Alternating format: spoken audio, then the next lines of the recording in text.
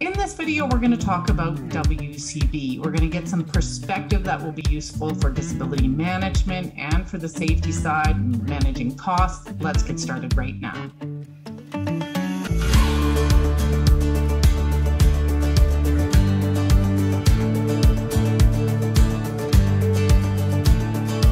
Hi there, I'm Andrea Adams. I'm the host of HR Shop Talk. On the show, you get insight into HR. I encourage you to subscribe to the show by clicking on the button or subscribe to the podcast to keep learning from my smart and experienced guests. Today, my guest is Kessie Stevens. Kessie is a consultant in WCB. She spent years at a WCB, and she's also an occupational health and safety expert. Hi, Kessie, how are you? I'm good. Thank you for having me on your podcast. Well, I'm super glad to have you. And I know there's lots of questions here and lots to talk about. So I'm going to get started right now. So talk to me about WCB. What's the role and history? Yeah, so the workers' compensation system. So the system in Canada that we use, and a little bit in the States as well, is based on what's called the Meredith Principle, which was established in 1910 by a justice who wanted to have a system in place to compensate workers who were injured at work and avoid clogging up the legal system where workers and employers would be suing each other over accidents. Okay. So the principles of the system are about having no fault insurance. So it doesn't matter who is at fault for the injury. The injury happened at work, so generally it will be covered. And then around that and around those guidelines that were put in place, provinces developed legislation for these insurance companies to follow and then administer WCB or workers' compensation benefits. So in Canada, every province has one workers' compensation board. In some of the provinces, they're combined with the occupational health and safety groups, and in some provinces, they're separate. Okay. Can we just for a second talk about fault? You say no fault, but I've certainly heard of employers being sued and sent to jail for, negligence with respect to safety in the workplace. That sounds a lot like fault. Yes, and that is under different legislation. So when you do hear, and I think this is going to be increasing in Canada, when you do hear about employers being charged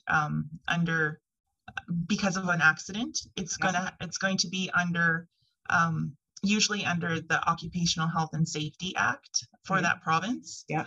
Or if there's like gross negligence found on the employer's part, it would be charged under the criminal code, versus the WCB system, which assumes that you hire a worker as is, and they do their best, or maybe not all the time, to follow the process.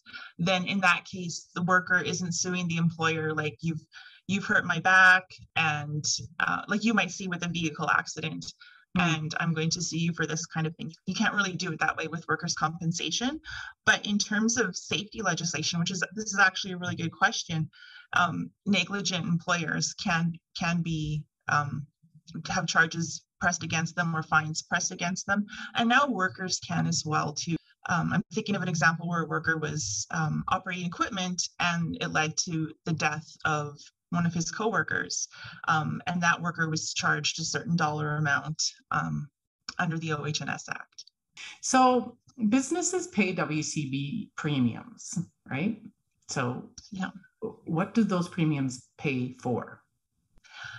Well, yeah, so the workers' compensation system is employer funded. What the premiums cover are their estimate of what the injuries are going to cost. Okay. And then they also need to make sure they're funded well into the future. Right. So workers' compensation boards will take a look at what's going on in industry, what the costs are for claims for the previous years, what they expect costs for claims are going to be in future years. And based on that, they will set an annual premium amount for employers. Mm-hmm. And some industries are going to be paying more if they're more accident prone. And then some, they might see a reduction in their rates if they've been better as a collective group of managing their claims. And then that money is put aside. Some of it is invested to help that money grow and and cover those costs in the future.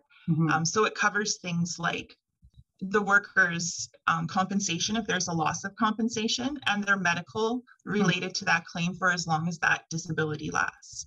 So for some workers, it's going to be 8 weeks of physical therapy, and then they're back at it, and that's covered under the system. And of course, the employer is going to be paying for it through their insurance in the future. But then sometimes if there's a fatality or something that's quite expensive, they're looking at survivor benefits. Or someone who's seriously injured, they're looking at what kind of modifications do we need to make to their home? What kind of quality of life can we help them out with?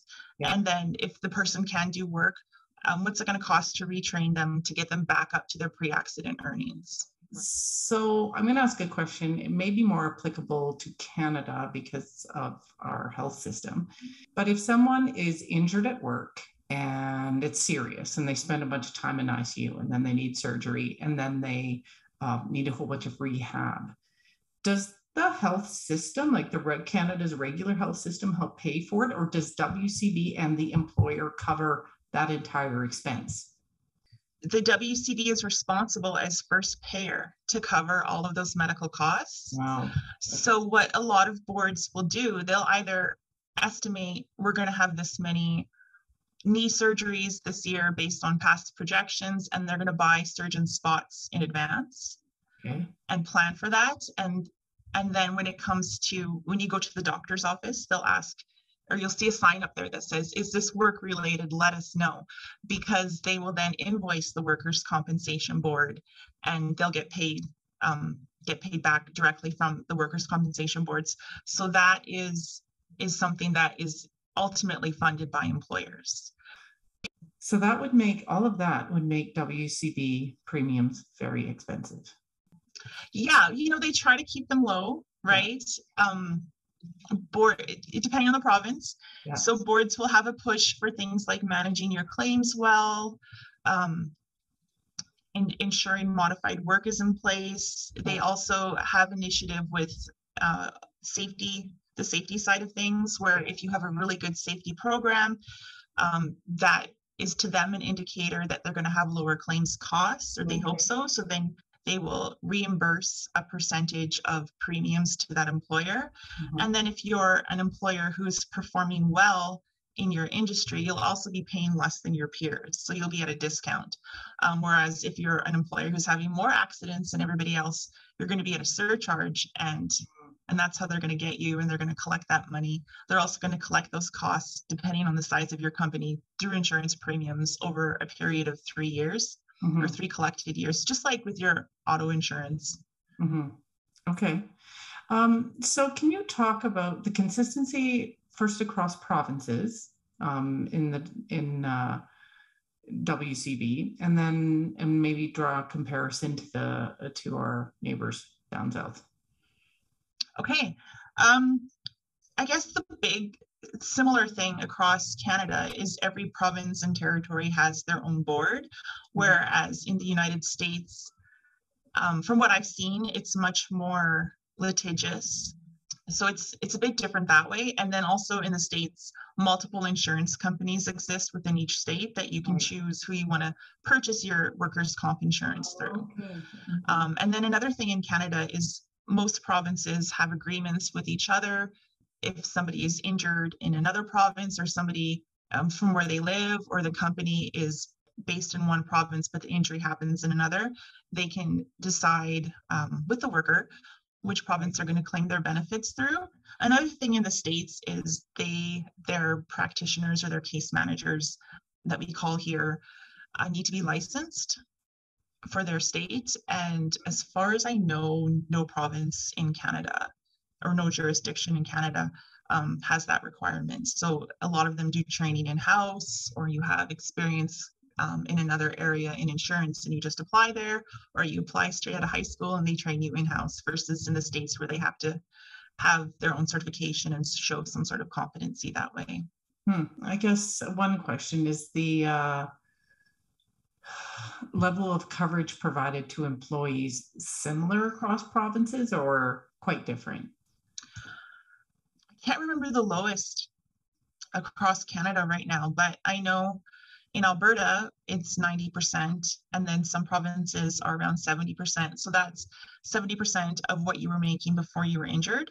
Mhm. So sometimes when workers are injured in a different province and they get the option to elect which province they want to cover their Mhm. claim, they should think about which one is going to give me the most coverage for my Right. injury. Right. So they need to educate themselves a little bit on that. And an employer, also from an employer's perspective, how is this claim going to impact my premiums? Do we have a very small account in Saskatchewan where if this claim went to Right. Saskatchewan, because we have fewer people here, it's not going to affect us as much as if it went to a British Columbia account where we have our main operations, and we might feel that a little bit more bit of a bigger hit on our premiums. So Right. those are other things that employers need to think about Mhm. and look at when they're faced with that. But ultimately, which province you're going to elect is the decision of the worker. If that was useful, hit like. And the question today is around your WCB responsibilities. Do you have any WCB responsibilities? And if so, what are they? Let us know in the comments section. Okay, Kessie. So, how much money are we talking about? And I asked this question because HR, at least I, never actually saw the costs associated with my business. I didn't know what they were, so it just wasn't that motivating. It depends. It depends on the size of the company, but I can give like some real life examples. Okay, yeah, please. Of when I worked with HR professionals as part of their safety team who didn't know the impact of their decisions. Some companies could normally maybe have to only pay, $300,000 a year in premiums to the Workers' Compensation Board. How many about how many employees might that be? It's going to depend. It's going to depend on the risk level and the industry you fall in. Mm-hmm. So if you're an office worker in a safe environment, you're going to be paying under $1 per 100 worker hours in your premiums. Okay. But if you're doing something risky where there's a lot of injuries like roofing, your rates are going to be like between $4 and $5+. So when that is all added up, it really depends on your risk and your premiums and where the workforce has payments allocated. Yeah. But let's say, for example, the board has decided like your average for your size and in the middle of your industry, you're paying $300,000 a year in insurance, and you incur, let's say 5 claims over a 3-year period. And 3 of those claims involve extensive surgeries, and the other claims you're not bringing your workers back. And that continues for a period of 4 or 5 years. You could be paying like $1 million in WCB premiums because you can be fined up to 200% of your premiums for a poor performer surcharge. In Alberta, for example, where we are, you can get up to a 60% discount in your premium. So imagine getting 60% off of $300,000.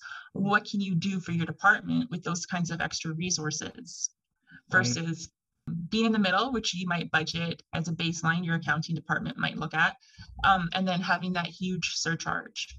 Right. So it can be a lot of money. Mm-hmm.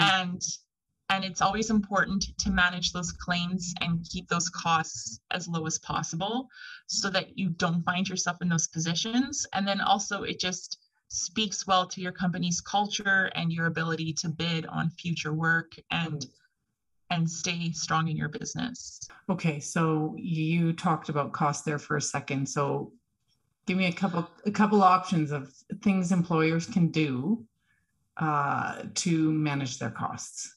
Some really obvious ones. Hire right in the first place, hire the right people for the job, of course. Yeah.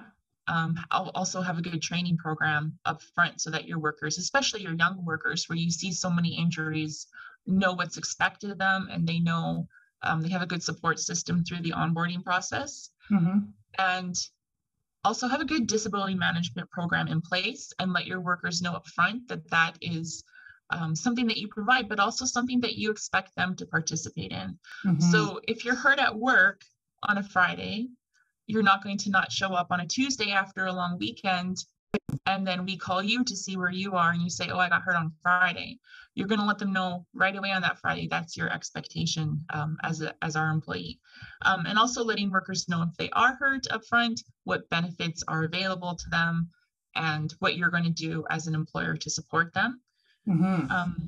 That also helps when someone is injured. It removes that ambiguity and sometimes that distrust that can come into place if there is a claim, right, and just through lack of proper communication or understanding. Yeah.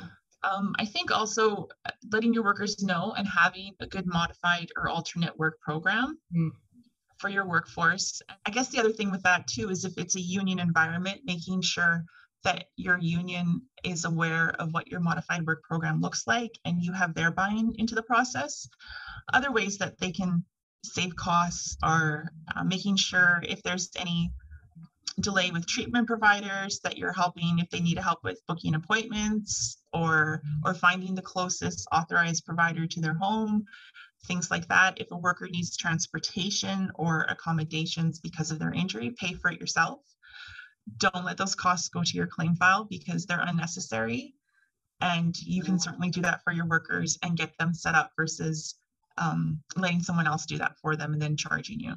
Right. So there's lots of little things like that they can do, but the biggest ones I think are definitely being prepared up front and then providing that alternate or modified work and getting it in writing, documenting everything that is going on. So checking in with your workers, also like, how are you doing with your process? How is your modified work in the shop? Do we need to alter anything for you? Do you need to sit and stand and we get you a bench, or do you need an ice pack while you elevate your foot and work? Do you need transportation to work? Things like that. Mm-hmm. So checking in with your workers that way, because that's just going to help them return to regular duties as soon as possible and get that claim closed. Right. And then documenting I agree to these modified work duties. So having a good paper trail. Okay. Definitely helps. So something I encountered a lot was supervisor frustration. I don't need to babysit this guy. I don't have time for that. He's my worst employee and it's easier for me if he just stays home. Yeah. How would you respond to that, supervisor? It's HR people who say that too sometimes. I mean, in those cases, I just think about supervisors' responsibilities. From that perspective, it could be a problem supervisor in the same way, because that should be part of them understanding your disability management system. Right. And it's their responsibility to ensure that that's being followed, just like it's their responsibility to ensure that the workers are aware of the hazards of the job and that they're trained to address those hazards. Yeah. Yeah. So I think about that. And then, often you hear, like, he's my worst worker and now he's on modified work. The board doesn't care. Like, they will say to you, you hired him as is, no fault insurance, it's on you. I'm just thinking about one where an injured worker deliberately did damage, thinking it was funny, and ended up hurting himself while trying to sabotage some stuff. So, but they knew that in advance. So if you have workers like that who work for you, let them go before it gets to that point. If you see that kind of high risk behavior and you're disciplining them and writing them up that you're disciplining them, follow that policy and make it consistent across your entire workforce. Right. So it's all about having those systems in place and doing that, but also supervisor responsibilities, because otherwise they're going to be bringing this injured worker, like with a cast on his leg or something, and saying, here, go sit in HR or go sit in safety. They'll find something for you to do. And that's not the best. That's not the spirit of the modified work. Yes, there is that too. Yeah. All right. Okay. Final question here. So looking to the future, what are some growing areas of WCB cost and the related implications?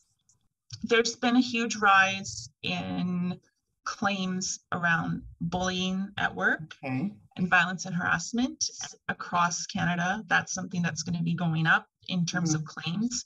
So make sure that you are enforcing your discipline again, and you're addressing violence and harassment and diversity in the workforce as well, because a lot of that is tied into workers who feel harassed at work. Another thing I think that we will see on the rise is there's an aging workforce. and people's bodies are not what they used to be as they get older, but they're still expected to do the same work. So think about that. Think about what kind of controls you can put in place for your workforce. And that includes like regular hearing testing for your workers as required. And what can you do to make that particular population more comfortable at work? I think another thing that you're going to see is workers who are out of shape or obesity being a factor and increasing the injuries. So I think about like a young worker who's finished high school and played video games all summer and then is told you need to go out and get a job, and he goes out and gets a construction job doing more physical work than he's ever done, and he'll put a claim in right away, or he or she or them or they, and then they were never suited for that job in the first place. Thanks, Kessie. I learned so much from that. I did a basic introduction to safety as well, and the link to that is right beside me. Thanks for watching, and see you next time.